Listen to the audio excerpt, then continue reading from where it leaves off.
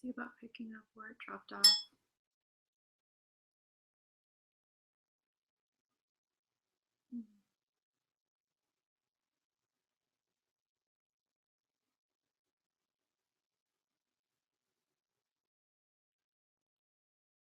Sorry about the confusion. See if I can find where I stopped before it died.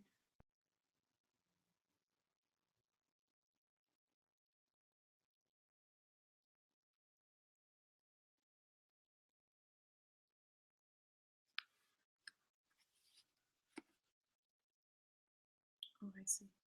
Okay. Just waiting to see if Shanti was able to rejoin.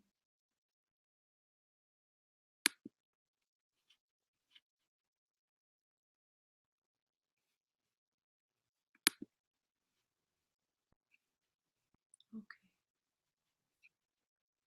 I'll just move forward.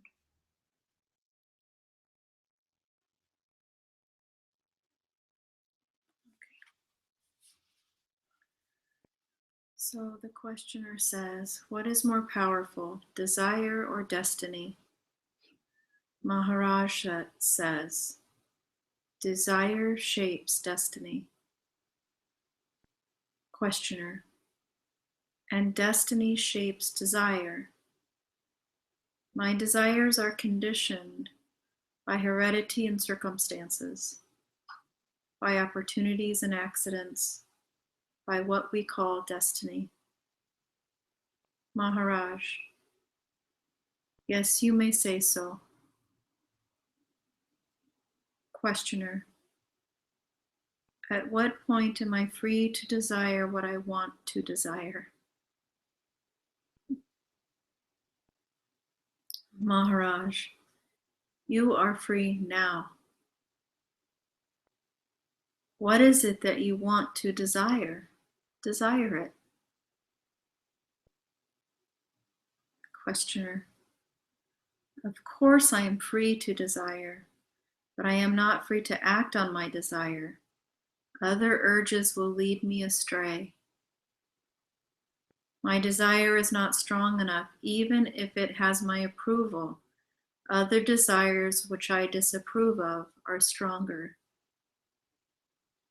Maharaj, maybe you are deceiving yourself.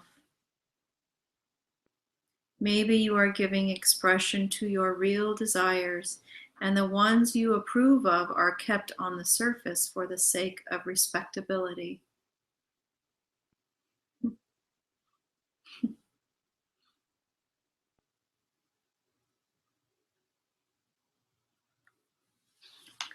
Questioner, it may be as you say, but this is just another theory. The fact is that I do not feel free to desire what I think I should, and when I seem to desire rightly, I do not act accordingly. Maharaj, it is all due to weakness of the mind and disintegration of the brain. Collect and strengthen your mind, and you will find that your thoughts and feelings, words and actions will align themselves in the direction of your will. Questioner, again, a counsel of perfection. To integrate and strengthen the mind is not an easy task. How does one begin? Maharaj, you can start only from where you are. You are here and now, and you cannot get out of here and now. Questioner, but what can I do here and now? Maharaj, you can be aware of your being here and now. Questioner, that is all? Maharaj, that is all. There is nothing more to it.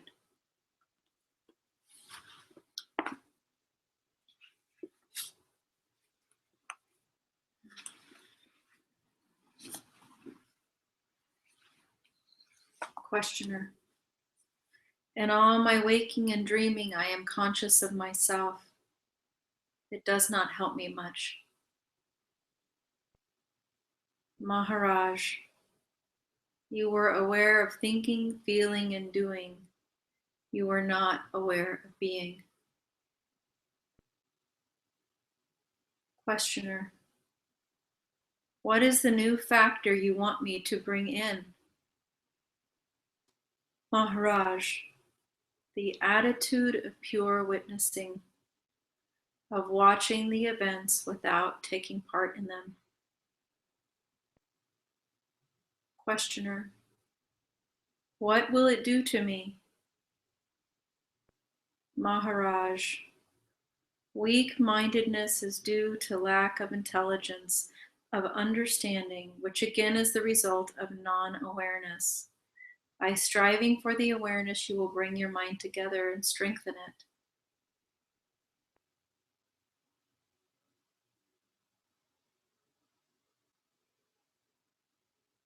Questioner, I may be fully aware of what is going on and yet quite unable to influence it in any way. Maharaj, you are mistaken. What is going on is a projection of your mind and its projections. You cannot control what you do not know. On the other hand, knowledge gives power. In practice, it is very simple to control yourself, know yourself.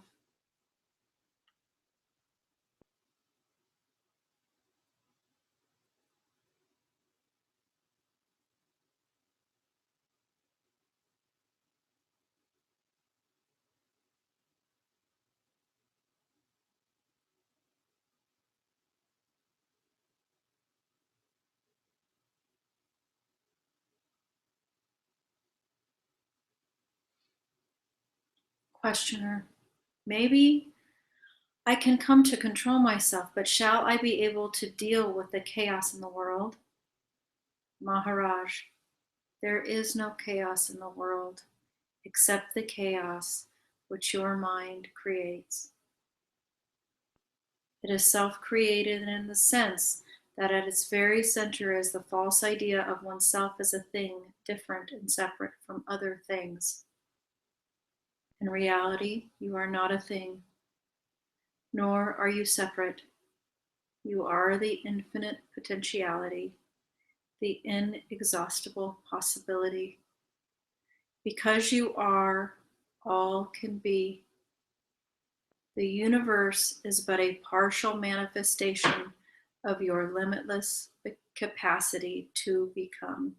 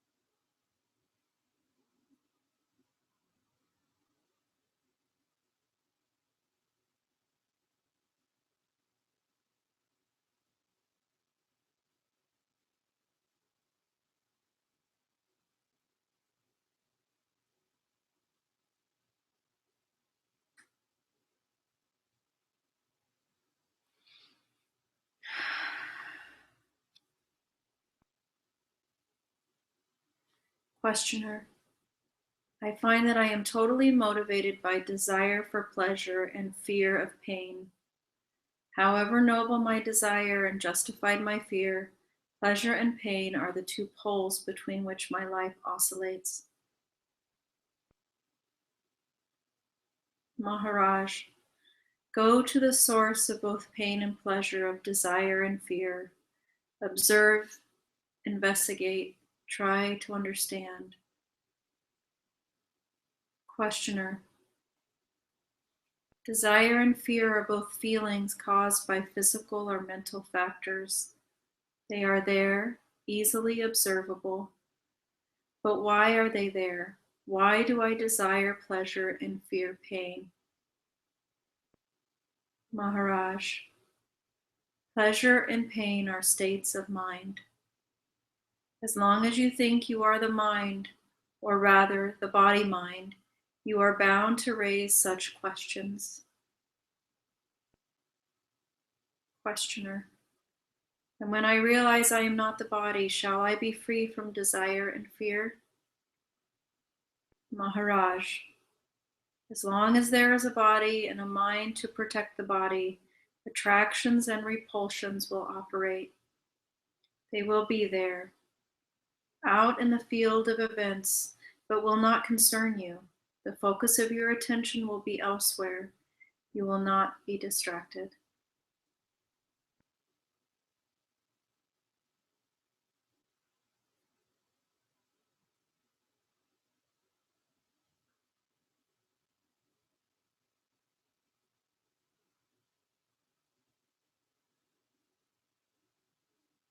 Questioner, still they will be there. Will I never be completely free? Maharaj, you are completely free even now. What you call destiny or karma is but the result of your own will to live. How strong this will is, you can judge by the universal horror of death.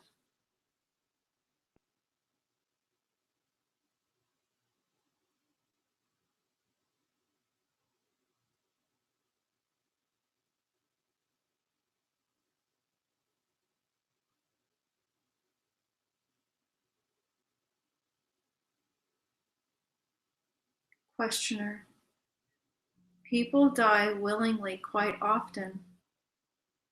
Maharaj, only when the alternative is worse than death. But such readiness to die flows from the same source as the will to live, a source deeper even than life itself. To be a living being is not the ultimate state. There is something beyond, much more wonderful, which is neither being nor non-being, neither living nor non-living. It is a state of pure awareness, beyond the limitations of space and time. Once the illusion that the body-mind is oneself is abandoned, death loses its terror. It becomes a part of living. Read that part again.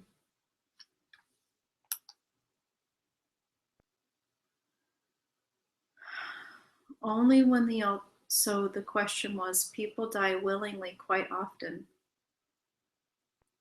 The response from Maharaj is, only when the alternative is worse than death. But such readiness to die flows from the same source as the will to live, a source deeper even than life itself. To be a living being is not the ultimate state. There is something beyond, much more wonderful, which is neither being nor non-being, neither living nor non-living. It is a state of pure awareness, beyond the limitations of space and time. Once the illusion that the body-mind is oneself is abandoned, death loses its terror. It becomes a part of living.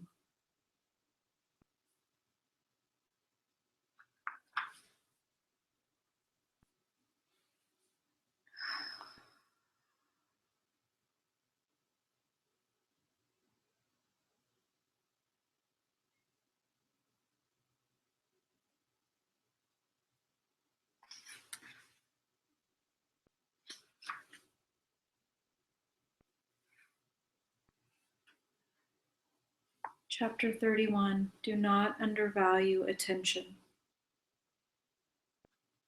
Questioner, as I look at you, you seem to be a poor man with very limited means, facing all the problems of poverty and old age like everyone else.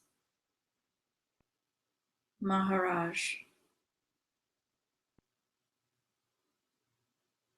Were I very rich, what difference would it make? I am what I am. What else can I be? I am neither rich nor poor. I am myself.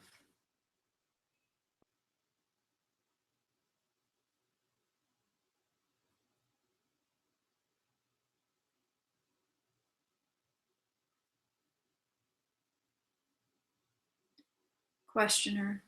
Yet you experience pleasure and pain. Maharaj. I experience these in consciousness, but I am neither consciousness nor its content.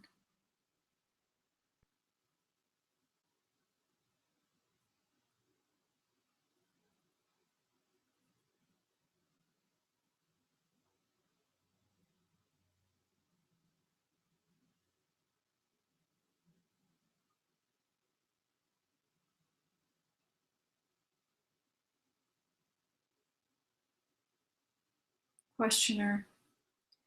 You say that in our real being we are all equal. How is it that your experience is so different from ours? Maharaj, my actual experience is not different. It is my evaluation and attitude that differ. I see the same world as you do, but not in the same way. There is nothing mysterious about it. Everybody sees the world through the idea he has of himself. As you think yourself to be, so you think the world to be. If you imagine yourself as separate from the world will appear as separate from you, and you will experience desire and fear. I do not see the world as separate from me, and so there is nothing for me to desire or fear.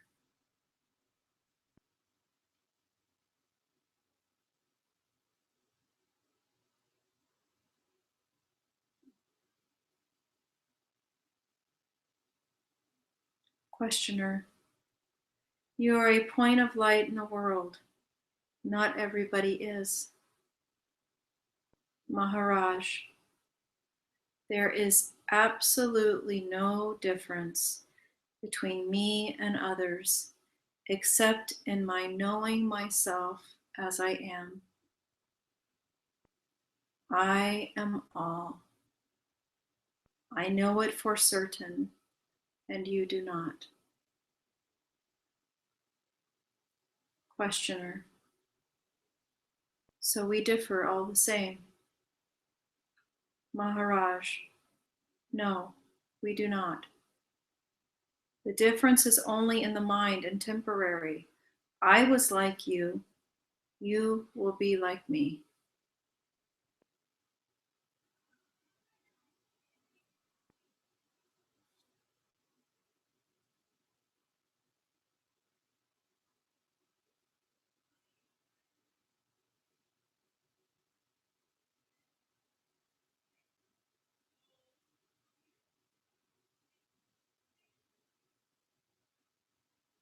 Questioner. God made a most diversified world. Maharaj. The diversity is in you only. See yourself as you are, and you will see the world as it is. A single block of reality, indivisible, indescribable. Your own creative power projects upon it a picture, and all your questions refer to the picture.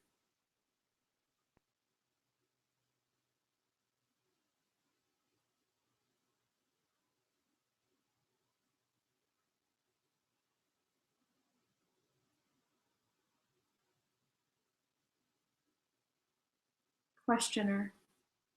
The Tibetan yogi wrote that God creates the world for a purpose and trust and runs it according to a plan. The purpose is good and the plan is most wise. Maharaj, all this is temporary. I am dealing with the eternal. Gods and their universes come and go. Avatars follow each other in endless succession. And in the end, we are back at the source. I talk only of the timeless source, of all the gods with all their universes, past, present, and future.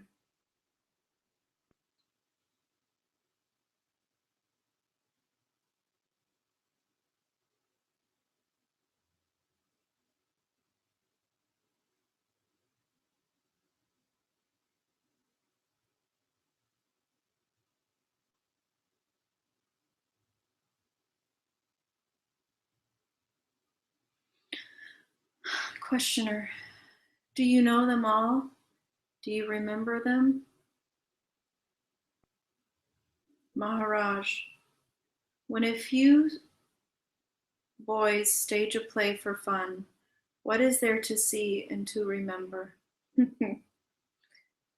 Questioner, why is half of humanity male and half female? Maharaj, for their happiness. The impersonal becomes the personal for the sake of happiness and relationship. By the grace of my Guru, I can look with equal eyes on the impersonal as well as the personal. Both are one to me. In life, the personal merges in the impersonal.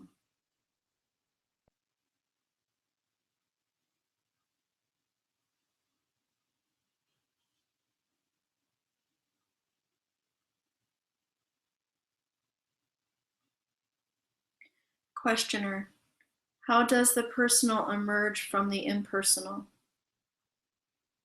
Maharaj, the two are but aspects of the one reality. It is not correct to talk of one preceding the other. All of these ideas belong to the waking state.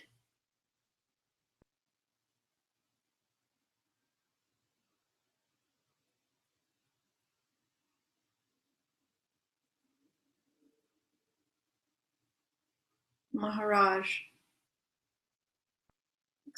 questioner, what brings in the waking state? Maharaj, at the root of all creation lies desire. Desire and imagination foster and reinforce each other. The fourth state, Turiya, is a state of pure witnessing, detached awareness, passionless and wordless. It is like space, unaffected by whatever it contains.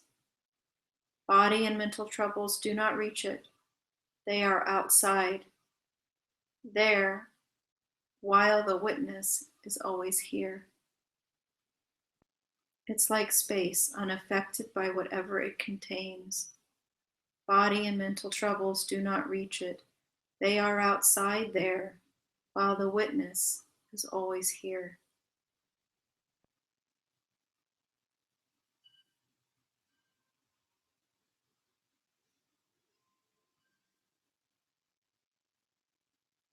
Right, they are outside, like they're there, over there, unlike the witness that is always here.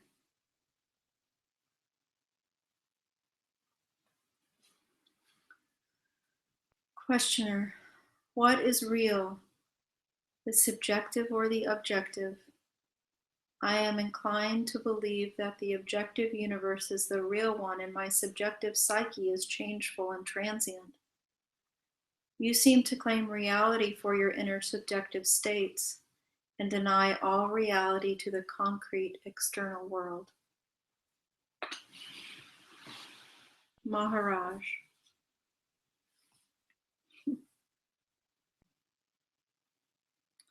both the subjective and the objective are changeful and transient. There is nothing real about them. Find the permanent in the fleeting, the one constant factor in every experience.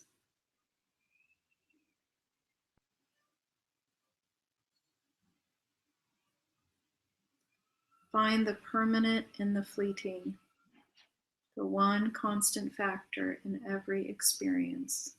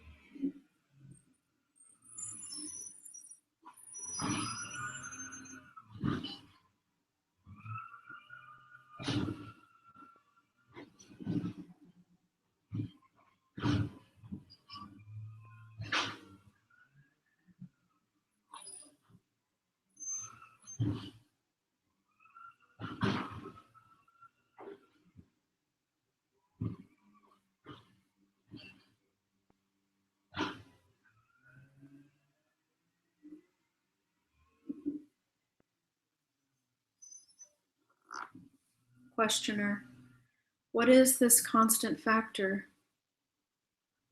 Maharaj: my giving it various names and pointing it out in many ways will not help you much unless you have the capacity to see. A man with poor vision will not see the parrot on the branch of a tree, however much you may prompt him to look. At best, he will see your pointed finger. First, purify your vision. Learn to see instead of staring, and you will perceive the parrot.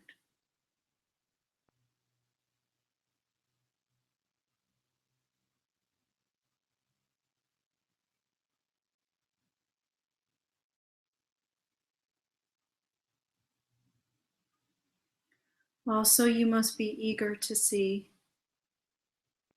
You need both clarity and earnestness for self-knowledge. You need maturity of heart and mind, which comes through earnest application in daily life of whatever little you have understood. There is no such thing as compromise in yoga. If you want to send wholeheartedly and openly. Sins too have their lessons to teach the earnest sinner. So do virtues teach the earnest saint. It is the mixing up of the two that is so disastrous. Nothing can block you so effectively as compromise, for it shows lack of earnestness, without which nothing can be done.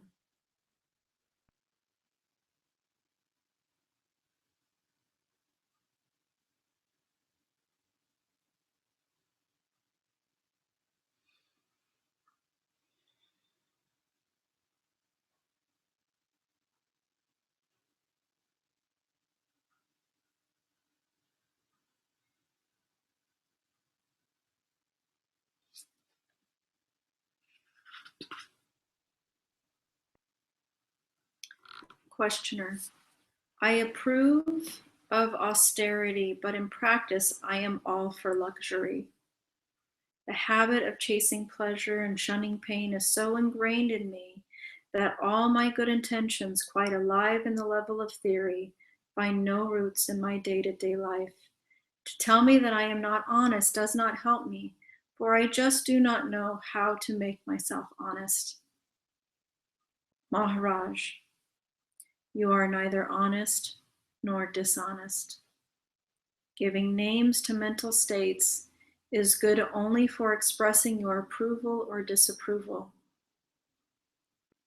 The problem is not yours, it is your mind's only. Begin by disassociating yourself from your mind. Resolutely remind yourself that you are not the mind and that its problems are not yours.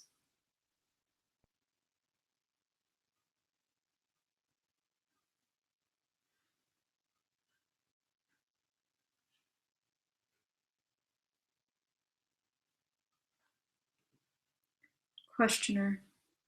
I may go on telling myself, I am not the mind, I am not concerned with its problems, but the mind remains and its problems remain just as they are. Now, please do not tell me that it is because I am not earnest enough and I should be more earnest. I know it and admit it and only ask you, how is it done? Maharaj, at least you're asking. This is good enough for a start. Go on pondering, wondering, being anxious to find a way. Be conscious of yourself. Watch your mind. Give it your full attention. Don't look for quick results. There may be none within your noticing. Unknown to you, your psyche will undergo a change. There will be more clarity in your thinking, charity in your feeling, purity in your behavior. You need not aim at these. You will witness the change all the same. For what you are now is the result of intention, and what you become will be the fruit of attention. No,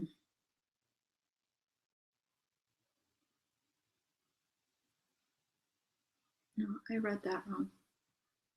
For what you are now is the result of inattention, and what you become will be the fruit of attention. Questioner, why should mere attention make all the difference? Maharaj, so far your life has been dark and restless. Attention, alertness, awareness, clarity, liveliness, and vitality are all manifestations of integrity, of oneness with your true nature. It is in the nature of sattva to reconcile, which is true nature, to reconcile and neutralize tamas and rajas, which are restlessness, dark energies, and rebuild the personality in accordance with the true nature of the self. Sattva is the fruitful servant of the self, ever attentive and obedient.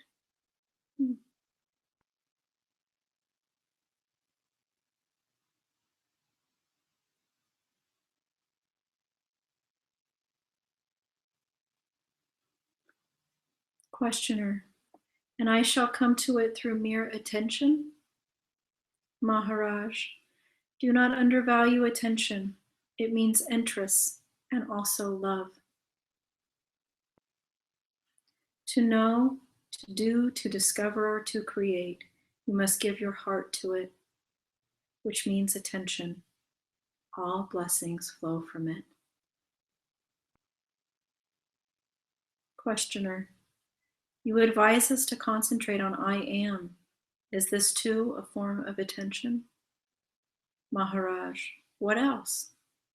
Give your undivided attention to the most important thing in your life, yourself.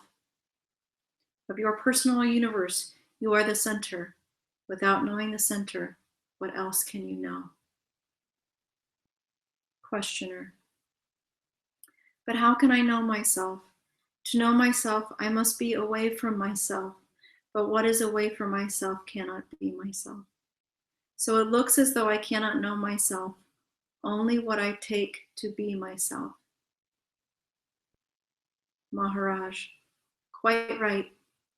Just as you cannot see your face, only its reflection in the mirror, so can you know only your image reflected in the stainless mirror of pure awareness.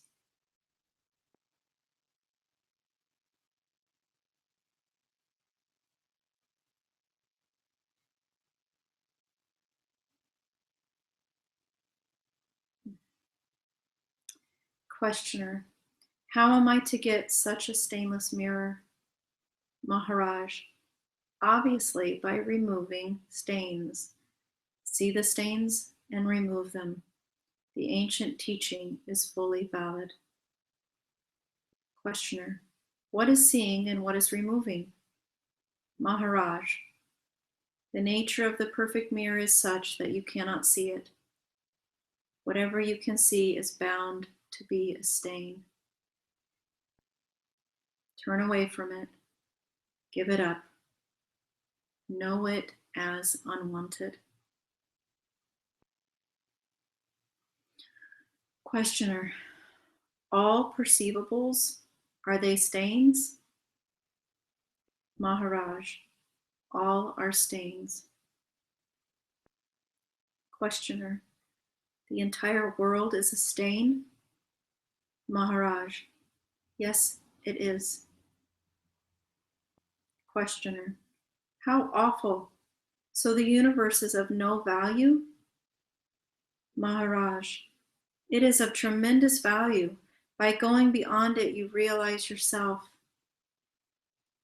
Questioner: but why did it come into being in the first place? Maharaj: you will know when it ends. Questioner: will it ever end? Maharaj: yes, for you.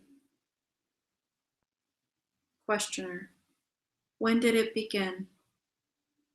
Maharaj: now.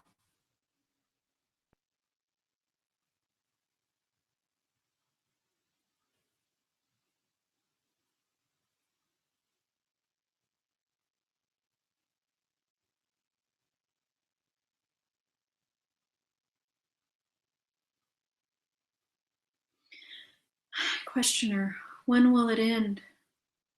Maharaj: now. Questioner: it does not end now. Maharaj: you don't let it. Questioner: I want to let it. Maharaj: you don't. All your life is connected with it. Your past and future, your desires and fears, all have their roots in the world.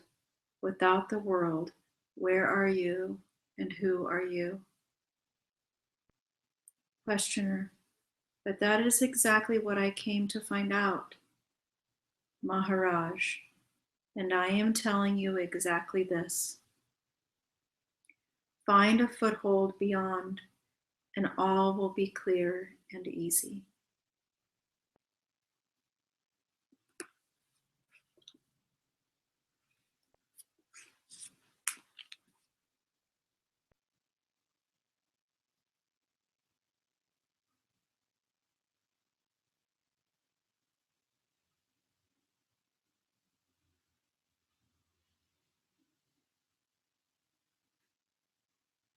Om Sri Satguru Mujiji Ki Jai.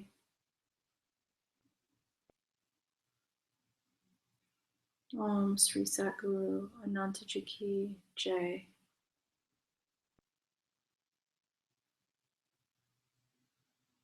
Nisargadatta Maharaj Ki Jai.